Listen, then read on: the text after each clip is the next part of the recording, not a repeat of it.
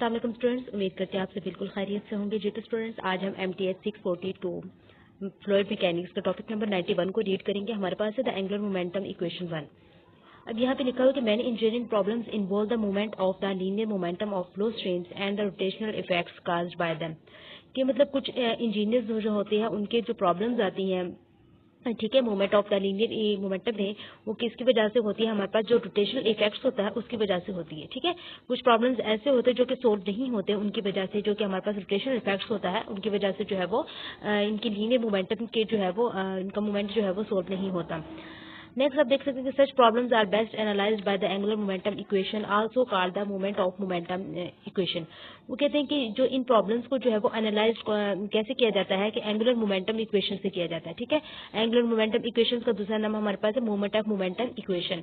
जो हमारे पास जो ऐसे प्रॉब्लम जो इंजीनियरिंग के थे, जो हमारे पास जो है वो रोटेशनल इफेक्ट्स की वजह से सोल्व नहीं हो रहे थे, ठीक है, तो उनका जो उनको एनालाइज किस तरीके से किया जा सकता है एंगुलर मोमेंटम इक्वेशन के साथ। ठीक है, या आप इसको दूसरा नाम कह सकते हैं moment of momentum equation. Clear. Next हमारे पास है कि an important class of fluid devices called turbo machines. एक मतलब एक ऐसी हमारे पास जो है फ्लूइड डिवाइसेस की क्लास है जिसे हम जो है वो टर्बो मशीन्स कहते हैं। और उसमें क्या क्या चीजें इंक्लूड होती हैं, which include centrifugal pumps, turbines and fans is analysed by the angular momentum equation.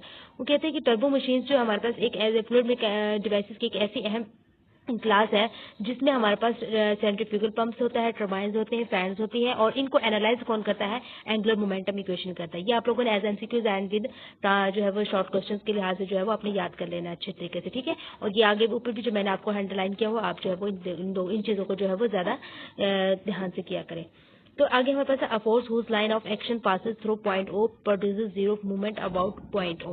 वो कहते हैं एक फोर्स जो है वो जो एक एक्शन से जो है वो गुजरती है, पॉइंट ओ से गुजरती है। ठीक है, और वो जो है वो मूवमेंट जो भी इसको पैदा जो प्रोड्यूस करता है वो भी हमारे पास जो है वो पॉइंट ओ से जीरो ही प्रोड्यूस करता है। ठीक है, अब यहाँ पे आपको एक डायग्राम दिखाई की जाती है, तो आप देख सकते हैं एक आपके पास जो है वो ऊपर अबव की तरफ जो है वो एक रेडियस दिया गया है, और आपके पास जो है वो एक फोर्स सप्लाई हुई है आपके पास, जो मैंने ब्लैक लाइन लगाई हुई आप देख सकते हैं।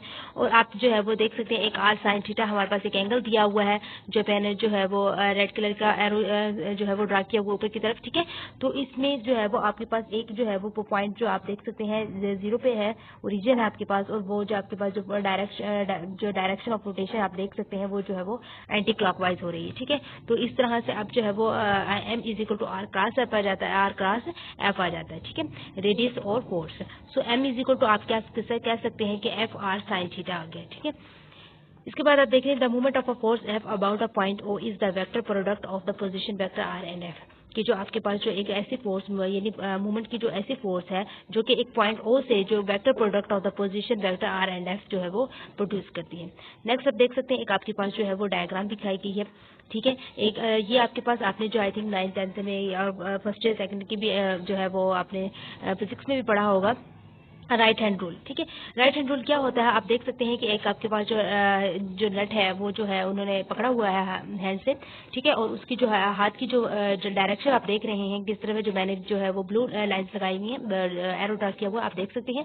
तो अब जैसे अब इस ये जो शख्स है जो या कोई भी शख्स है इस तरह एंटी क्लॉकवाइज में जो है वो इसको जो है वो घुमाएगा, और वो जो है नट जो होगा वो आपका ऊपर की तरफ खुलेगा, तो आपकी टास्क की मूवमेंट जो होगी वो आपके पास वो अबव होगी। ठीक है, और आप देख सकते हैं एक्सिस ऑफ रोटेशन भी देख सकते हैं, मैंने जो है वो रेड एरो लगाया हुआ है।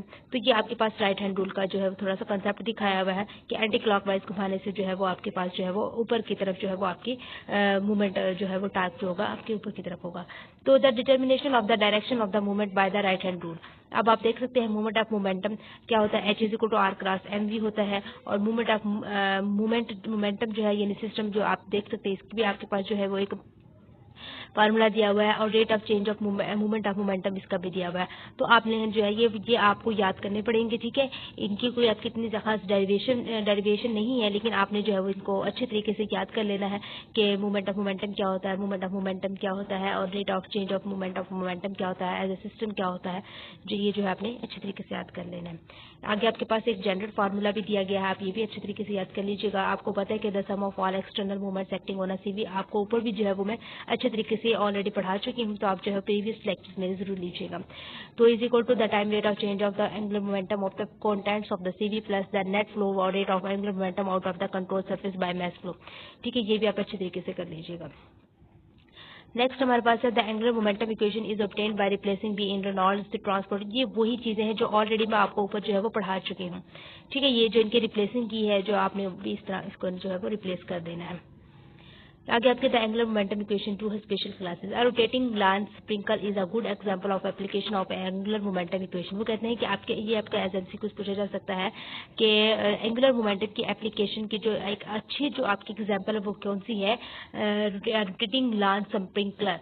रोटेटिंग ग्लांस स्प्रिंकल जो है वो आपके पास एक डायग्राम दिखाई गई है। एक जो है वो स्प्रिंकल है आपकी जो है वो रोटेट कर रहा है, आपको नजर भी आ रहा होगा। ठीक है, ये आपके पास एक स्प्रिंकल आप समझ सकते हैं कि जो कि आपके पास किसी एक्सिस के गिर्द जो है वो घूम रहा होता है। ठीक है, ये आपके पास एक एंगुलर मोमेंटम की इक्वेशन की जो है वो एक इम्पोर्टेंट जो है वो गुड एग्जांपल है। ठीक है, नेक्स्ट स्टेडी फ्लो है। आप देख सकते हैं स्टेडी फ्लो की जो है वो आपके पास जो है वो फार्मूला दिया हुआ and approximate form of the angular momentum equation in terms of average properties at inlets and outlets becomes. आप देख सकते हैं आपके पास ये नियरली इक्वल टू होता है आपके पास स्टेडी फ्लो का फार्मूला है। ये आपके पास इनलेट और और आउटलेट जो है वो आपका फार्मूला क्या होता है। Summation M is equal to summation outlet R cross M V minus summation input inlet और आर क्लास एम वी। ठीक है, the net torque acting on the control volume during steady flow is equal to the difference between the outing and incoming angular momentum flow stage. वो कहते हैं जो आपके पास एक जो नेट टॉर्क है वो एक्टिंग ऑन द किस पर एक्टिंग करता है, एक्ट करता है वो कंट्रोल वॉल्यूम पर करता है। किसके ड्यूरिंग करता है, स्टेडी फ्लो के ड्यूरिंग करता है। ठीक है, जो हमारे पास नेट टॉर्क है वो कंट्रोल वॉल्यूम पर स्टेडी फ्लो के ड्यूरिंग जो है वो एक एक्ट करता है, और जो कि किसके इक्वल है, difference between the outing and incoming angular momentum flow rates. जो कि हमारे पास जो स्टेडी फ्लो है किसके इक्वल हो जाएगा, इस तरह हमारे पास ये आउटिंग और इनकमिंग के जो है वो डिफरेंस से, और जो कि एंगुलर मोमेंटम फ्लो रेट्स है। तो आप इसका जो है summation scalar form of angular momentum equation आपके पास क्या आ जाएगी, summation M is equal to summation outgoing कहते हैं outgoing R M V minus summation incoming R M V. Next आपके पास जो है वो flow with no external movements है। नो एक्सटर्नल मूवमेंट्स क्या होता है, आपके पास ऊपर जो है वो एक equation same as it is है। आपके पास D H C V over D T जो है वो आपके पास जो है वो लेफ्ट साइड पे होता है, तो आपने जो इस साइड राइट साइड पे ले आएंगे तो आपके पास इक्वल टू क्या रह जाएगा, जीरो रह जाएगा। तो ये आपके पास क्या हो जाएगा, नो एक्सटर्नल मूवमेंट्स रह जाएगा, हो जाएगा। ठीक है, नेक्स्ट आप देख सकते हैं कि this is an expression of the conversion of angular momentum principle which can be stated as the absence of external movements. वो कहते हैं कि एक ऐसे आपके पास कंजर्वेशन ऑफ एंगुलर मोमेंटम का जो ऐसा एक जो है वो प्रिंसिपल है जिसमें जो है वो जिसके एब्सेंस में जो है वो एक्सटर्नल मूवमेंट्स होता है। ठीक है, और the rate of change of the angular momentum of control volume is equal to the difference between the incoming and outgoing angular momentum fluxes. ये आपको मैं ऊपर भी पढ़ा चुकी हूँ कि जो हमारे पास जो है वो एंगुलर मोमेंटम का जो चेंज आएगा, ठीक है, जो कि आपके पास कंट्रोल वॉल्यूम का है, और वो किसके इक्वल होगा, हमारे पास difference between the incoming and outgoing angular momentum fluxes के इक्वल होगा। When the movement of inertia I of the control volume remains constant. वो कहते हैं कि जब हमारे पास एक मूवमेंट ऑफ इनर्शिया जो है वो कांस्टेंट होगा तो the first term on the right side of the above equation become simply movement of inertia times angular acceleration. जो हमारे पास जो फर्स्ट टर्म होगी राइट साइड के अबव होगी, ठीक है, और जो कि क्या बन जाएगी, एक simply movement of inertia times angular acceleration. वो बिल्कुल एक जो है सिंपलीफाई हो जाएगा एंगुलर एक्सेलरेशन का, जो कि हमारे पास जो ज्यादातर जो है वो हमारे पास फिजिक्स में जो है वो एज एक्सेलरेशन के तौर पर जो है वो यूज होता है। Therefore the control volume in this case can be treated as a solid body with a net torque of. तो आप देख सकते हैं एम बॉडी जो है वो इक्वल हो जाएगा आई बॉडी अल्फा के, और आपने है जो वो आई आपके पास किसके बराबर होता है, R cross M V minus R cross M V outlet और incoming or outgoing. ठीक है, this approach can be used to determine the angular acceleration of space vehicles and aircraft when a rocket is fired in a direction different than the direction motion. वो कहते हैं कि आपके पास इसकी जो approach है एंगुलर एक्सेलरेशन ऑफ स्पेस की जो व्हीकल्स है एंड एयरक्राफ्ट है, जब आपके पास एक रॉकेट जो है वो फायर्ड होता है in a direction different than the direction of motion. जब आपके पास वो डिफरेंट डायरेक्शन में जो है वो रॉकेट फायर्ड होता है तो वो आपके पास क्या होते हैं, इसकी डायरेक्शन ऑफ मोशन जो है वो उसकी बनिस्बत जो वो चेंज होती है। इसके बाद आपके पास जो है वो रेडियल फ्लो देख सकते हैं devices, radial flow devices many rotatory flow devices such as centrifugal pumps and fans involve flow in the radial जो है direction normal to the axis of rotation. आपके बहुत सारे ऐसे रेडियल मतलब रोटेटरी फ्लो डिवाइसेस हैं जो कि आपके जैसे कि सेंट्रीफ्यूगल पंप्स और फैंस हैं, वो क्या करते हैं कि involve flow in the radial direction normal to the axis of rotation. ये मैं आपको जो डायग्राम में बताती हूँ कि axial flow devices are easily analysed using the linear momentum equation. आपके पास जो है वो आप इसको जो अंडरलाइन कर लीजिएगा कि एक्सिल फ्लो जो है वो एक्सिल डिवाइसेस फ्लो जो है वो इजीली एनालाइज्ड होता है किसके साथ, लीनियर मोमेंटम इक्वेशन को यूज करते हुए इजीली जो है वो ये क्या हो जाता है, एनालाइज्ड हो जाता है। कौन हो जाता है, एक्सिल फ्लो डिवाइसेस। और रेडियल फ्लो डिवाइसेस जो है वो इन्वॉल्व लार्ज चेंजेस, इसमें जो है वो ज्यादा चेंजेस होते हैं in angular momentum of the fluid and are best analysed with the help of the angular momentum equation. इसके जो है वो चेंजेस ज्यादा होते हैं रेडियल फ्लो डिवाइसेस के। सो दो जो ये जो है वो ये बेस्ट एनालाइज हो सकता है किसकी मदद से, एंगुलर मोमेंटम इक्वेशन की मदद से। अब आप देख सकते हैं यहाँ पे आपके पास एक दिखाई गई है, डायग्राम दिखाई गई है। अगर मैं लेफ्ट साइड से हमारे पास जो है ये लेफ्ट साइड से जो है पानी जो है कि फ्लोइड जो है वो उसका फ्लो हो रहा है। जैसे जैसे कि इस बॉडी से गुजरता जाएगा आगे की तरफ जाएगा, यहाँ पे आगे हमारे पास एक फैन नजर आ रहा है, आप देख सकते हैं यहाँ पे कुछ एरोज भी लगे हुए हैं। जैसे जैसे ये फैन जो है वो चल रहा होगा तो जो पानी आएगा वो ऐसे जो है वो छलकता हुआ एक कोई इधर किसी डायरेक्शन में, कोई उस डायरेक्शन, कोई इस डायरेक्शन में, यानी डिफरेंट डायरेक्शन में जाएगा, ठीक है। और फिर जाके वो जो है वो एक ऊपर जो आप देख सकते हैं ऊपर आउट लिखा हुआ है, जहाँ से पानी जो है वो कुछ जो बाकी बच जाएगा पानी जो है वो आउट कमिंग जो है वहां से जो है वो पानी पास आउट हो जाएगा, ठीक है। तो जो आपके पास जो इसकी ये जो आपके पास डायग्राम दिखाई गई है ये रेडियल फ्लो डिवाइसेस की दिखाई गई है, क्योंकि यहाँ पे जो है वो बहुत ज्यादा जो लार्ज चेंजेस है इन एंगुलर मोमेंटम की, ठीक है।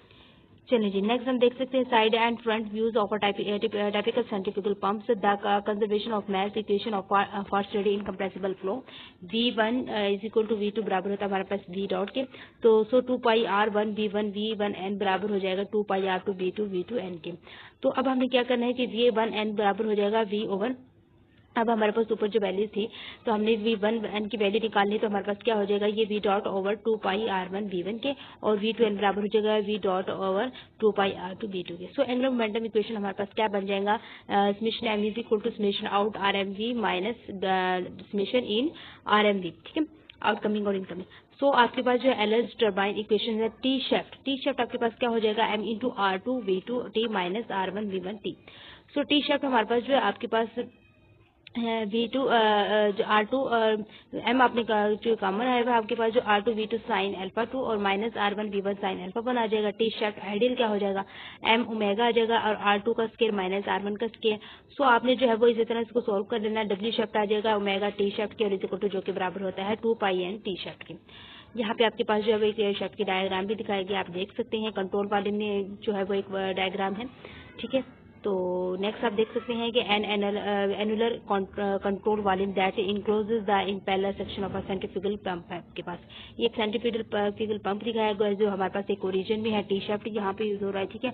ओमेगा है, R1 है, V है, हमारे पास अल्फा 1 है, अल्फा 2 है, जो आपके पास ये ऊपर वाली इक्वेशन को जो है वो ड्राइव कर रही है। अगर इस डेरिवेशन इसको जो डायग्राम में आप देख सकते हैं। आगे हमारे पास टॉपिक नंबर 94 है, इसमें न्यूटन लॉज को बताया गया है, चूजिंग जो हम जो पीछे पढ़ चुके हैं, कौन कौन से पढ़ गए हैं। चूजिंग कंट्रोल वॉल्यूम भी हमने पढ़ लिया, forces acting on control volume, linear momentum expectation, special cases, flux correction, factor beta, steady flow flowing, यानी मतलब जो है हम लोगों ने ये जो जितने भी टॉपिक्स हैं जो हम पीछे रीड कर चुके हैं। अब हम जो है वो टॉपिक नंबर 95 पे को रीड करेंगे कि डायमेंशन एनालिसिस बैकग्राउंड क्या होता है।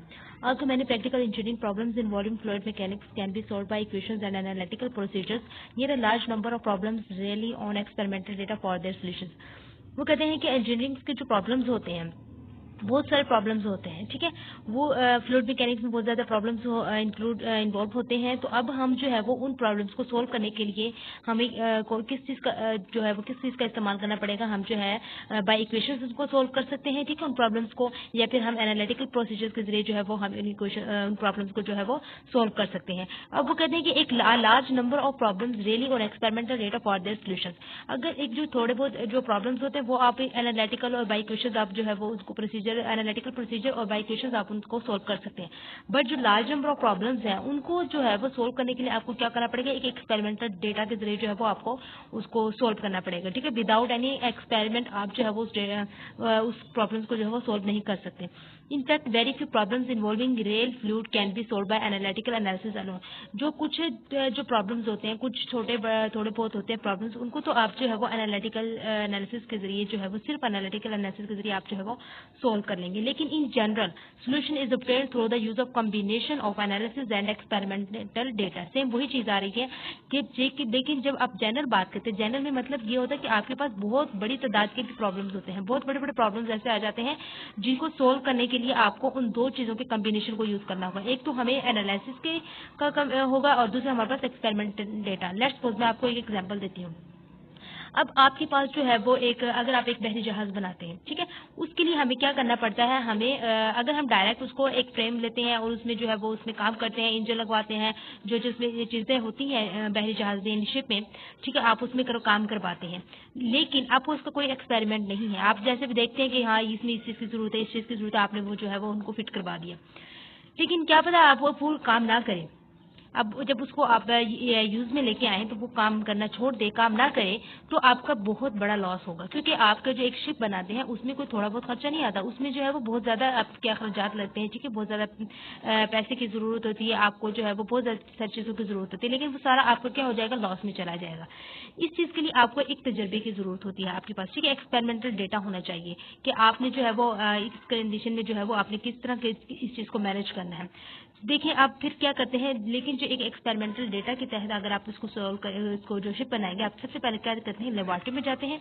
लेबोरेटरी में जाके एक आप मॉडल बनाते हैं। मॉडल आपने उतना ही बड़ा नहीं बनाना जो आपने एक समंदर या जो है वो दरिया के लिए आपने जो शिप बनाना, उतना बड़ा नहीं बनाना होता, उसमें आपने एक छोटा बनाना होता है, आपने चेक करना होता है, ठीक है। उस वहां जाके सबसे पहले मॉडल बनाएंगे, आपको पता चलेगी किस चीज की जरूरत है, हमें किस चीज की नहीं जरूरत है, ठीक है। फिर आपको जो है चीजों की समझ आएगी और फिर जाके आप जो है वो एक बड़े मॉडल की तरफ जाएंगे जो आपने जो है एज अ यूज इन सी करना है आपने, ठीक है। अब आपको आई थिंक जो है वो क्लियर हो गया होगा, ठीक है, कि आपने जो है वो कि जो लार्ज नंबर ऑफ प्रॉब्लम्स होते हैं उनको सोल्व करने के लिए दो कॉम्बिनेशन की जरूरत है, एक एनालिसिस एंड दूसरा experimental data. Clear? And this goal of any experiment is to make the result as widely areas as possible. To achieve this goal to the concept of similarity is often used so that measurements made on the one system laboratory can be used to describe the behavior of the other systems outside of laboratory। आप क्या करते हैं, आप एक मतलब laboratory में जो है वो एक मेजरमेंट करते हैं, ठीक है। आप इसलिए करते हैं कि ताकि ये जो मैं मेजरमेंट कर रहा हूँ कि वो जो आउटसाइड ऑफ लेबोरेटरी है, यानी लेबोरेटरी से बाहर की जो चीजें हैं उनके बिहेवियर को जो है वो ये चेक आउट कर सके, ठीक है, डिस्क्राइब कर सके। The laboratory systems are usually thought of as models and are used to study the phenomenon of interest under carefully controlled conditions, ठीक है। क्लियर हो गया? अब आपके पास from this model studies empirical formulations can be developed.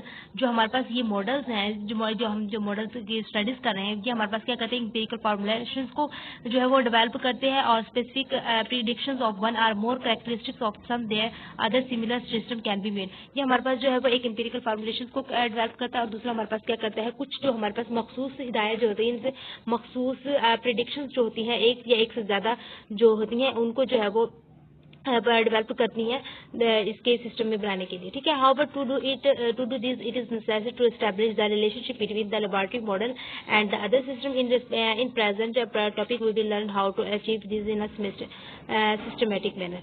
तो जो main जो चीजें थी मैंने आपको बता दी हैं, आपको जो है वो दो चीजों की जरूरत पड़ती है, कौन कौन सी चीजों की, लेबोरेटरी वाले भी बता दिए आपको, ठीक है। क्लियर हो गया आई होप सो। अब आप देख सकते हैं आपके पास एक application of knowledge one actual जो है वो प्रोटोटाइप मॉडल दिया हुआ उन्होंने, जहाँ पे आप देख सकते हैं डैम स्पिलिवा है, विंड टर्बाइन है, सडन कंट्रैक्शन इन पाइप्स है। ये आपके पास जो है ये इसकी मखसूस जो है वो इसकी एग्जाम्पल्स हैं। आई होप स्टूडेंट्स आपको जो है मेरे लेक्चर की समझ आ गई होगी। अगर फिर भी कोई कंफ्यूजन है तो आप मुझसे कमेंट बॉक्स में पूछ सकते हैं। Thank you so much and Allah Hafiz.